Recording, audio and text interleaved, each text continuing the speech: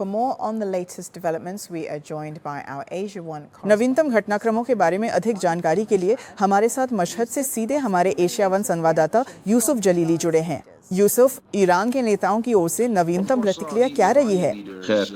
निश्चित रूप से ईरान के नेताओं ने अभी तक संयुक्त राज्य अमेरिका के इस विशिष्ट कदम पर कोई टिप्पणी नहीं की है, लेकिन कुल मिलाकर ईरान अपने प्रतिनिधियों या क्षेत्र में अपने प्रतिरोध सहयोगियों के खिलाफ किसी भी आर्थिक उपाय की निंदा करता है, जिसमें स्वयं ईरान के खिलाफ किए गए उपाय भी शामिल है, क्योंकि हमने ईरानी अधिकारियों को प्रतिबंधों जैसे आर्थिक उपायों को आर्थिक आतंकवाद के रूप में वर्णित करते देखा है। और ईरानी अधिकारियों की नजर में कोई भी ऐसा कदम जो क्षेत्र में उनके प्रतिनिधियों या उनके अपने लोगों या फिर उनके प्रतिरोध के पूरे नेटवर्क को निशाना बनाता है, वो असल में संयुक्त राज्य अमेरिका द्वारा ईरान के साथ चल रहे युद्ध के संबंध में अपनी विफलताओं को छिपाने का एक जरिया मात्र है।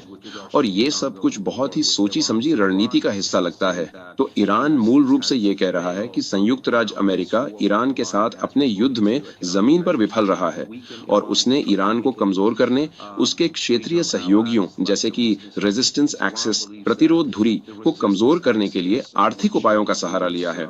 क्योंकि ईरान का मानना है कि रेजिस्टेंस एक्सिस, जिसमें हिजबुल्लाह, यमन में हूथी या हशद अल शाबी या इराक में पॉपुलर मोबिलाइजेशन यूनिट्स या बल शामिल हैं, ये वे ताकतें हैं जिन्होंने ईरान को संयुक्त राज्य अमेरिका के युद्ध का विरोध करने और इस्लामिक रिपब्लिक ऑफ ईरान पर उसके सैन्य दबाव का सामना करने में मदद की है। तो मूल रूप से ईरान ये कह रहा है कि संयुक्त राज्य अमेरिका ईरान के साथ अपने युद्ध में जमीन पर विफल रहा है और उसने देश को कमजोर करने की कोशिश में इस तरह के आर्थिक कदमों का सहारा लिया है।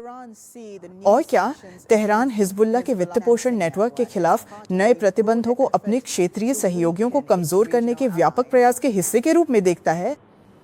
खैर, अगर हम निश्चित रूप से देखें तो इस्लामिक रिपब्लिक ऑफ ईरान ने प्रतिरोध धुरी को 3 मुख्य मोर्चों पर सक्रिय देखा है, जिनमें हिजबुल्लाह, यमन के हौथी और इराक में मौजूद हशद अल शाबी शामिल है। ये वे ताकतें हैं जिन्होंने ईरान को न केवल ईरान के साथ चल रहे इस युद्ध में बल्कि वर्षों से प्रतिरोध करने में मदद की है। इन ताकतों ने ईरान को उन ताकतों को बाहर निकालने की अपनी रणनीति हासिल करने में मदद की है, जिन्हें ईरान क्षेत्रीय ताकतों से बाहर कहता है, जैसे कि संयुक्त राज्य अमेरिका और अन्य ताकतें, जिन्हें ईरान क्षेत्रीय देशों द्वारा अवांछित और नापसंद मानता है। तो मूल रूप से ईरान किसी भी ऐसे कदम को जो इन समूहों को कमजोर करने की कोशिश करता है, उसे सीधे तौर पर खुद इस्लामिक रिपब्लिक ऑफ ईरान के खिलाफ उठाए गए कदम के समान मानता है। और ये मूल रूप से ऐसा ही व्यवहार करता है, क्योंकि हम देखते हैं कि संयुक्त राज्य अमेरिका OFS बड़ी ई OFAC अमेरिकी ट्रेजरी विभाग ने इन ताकतों यानी हिजबुल्लाह समूह को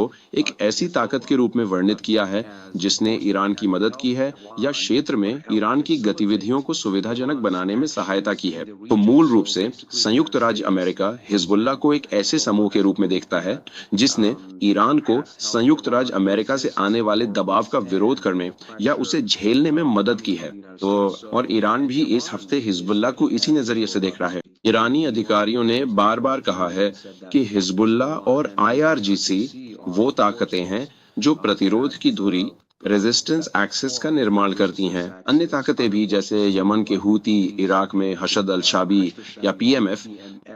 ये वे ताकतें हैं जो मूल रूप से संयुक्त राज्य अमेरिका के खिलाफ ईरान की प्रतिरोध की विचारधारा को बनाती हैं। वॉशिंगटन का कहना है कि वो ईरान को आर्थिक रूप से अलग करना चाहता है। ईरान इससे कैसे निपटेगा, जबकि वो पहले से ही सालों से प्रतिबंध झेल रहा है? खैर, बेशक ईरान ने इस तथाकथित प्रतिरोध अर्थव्यवस्था को काफी सोच समझकर विकसित किया है, जिसे मुख्य रूप से संयुक्त राज्य अमेरिका या फिर यूरोपीय देशों की ओर से आने वाले गंभीर आर्थिक झटकों का डटकर सामना करने के लिए विशेष रूप से डिजाइन किया गया है। फिलहाल यूरोपीय देशों पर ईरानी राजनीति की चर्चा में उतनी बात नहीं हो रही है जितनी की अपेक्षित थी, लेकिन मुख्य रूप से अब दबाव संयुक्त राज्य अमेरिका से आ रहा है और ईरान का मानना है कि संयुक्त राज्य अमेरिका ईरान को अलग थलग करने की कोशिश कर रहा है। हाँ, ईरानी अधिकारियों के बीच अभी यही नैरेटिव कथा चल रही है,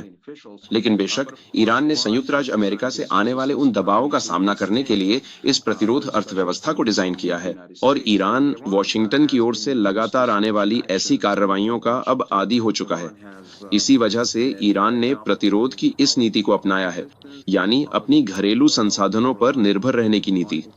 और सच तो ये है कि वो अमेरिका से आने वाले ऐसे दबावों का अब पूरी तरह से अभ्यस्त हो चुका है। तो प्रतिबंधों की ये नई लहर, जिसने ईरानी तेल के निर्यात को सुविधाजनक बनाने और आईआरजीसी के लिए नकदी के प्रवाह को आसान बनाने से जुड़े 10 व्यक्तियों को निशाना बनाया है, उससे पर्यवेक्षकों को ये उम्मीद नहीं है कि ये आईआरजीसी और सामान्य तौर पर इस्लामिक रिपब्लिक की गतिविधियों पर कोई बड़ा प्रहार करेगी।